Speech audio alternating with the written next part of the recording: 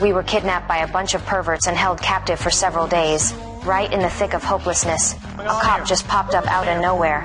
My heart nearly leapt out of my chest. I figured we were finally rescued. We bolted over and ducked behind him. Please help us. They've got a gun. Where it is, sir?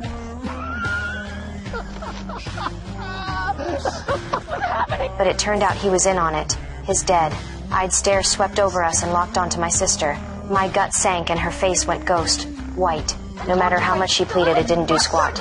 All I could do then was watch while they shoved her into the container. Seconds later, that fat cop strolled out, looking real pleased with himself.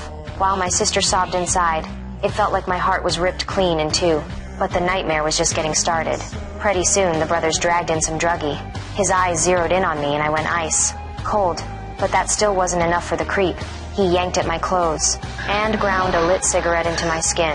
The burn tore a scream right out to me. My sister completely fell apart hearing me scream, but I had no choice but to tough it out. This living hell felt never. The kidnappers slapped hoods over our heads. Jade said, voice like ice. The next guest was a sadist who got off on roleplay. Soon enough, a guy in a pig mask stepped in. Just seeing him made me feel like I couldn't breathe.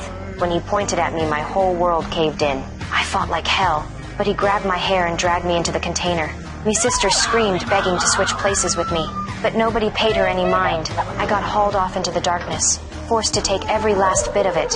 When I stumbled out again, I was wrecked, with that same damn pig mask jammed on my head. I curled up in a corner, shaking, knowing something inside me was already dead. We both knew we wouldn't last much longer, but then my sister did something unthinkable. When the druggie came back, she coolly stepped up and started stripping. Her face was so calm, it freaked me out. He was totally spellbound.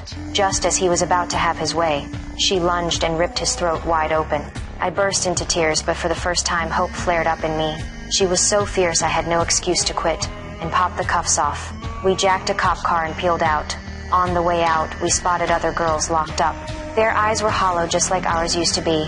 If it weren't for all this, we'd still be regular college kids. My sister and I locked eyes, thinking the exact same thing.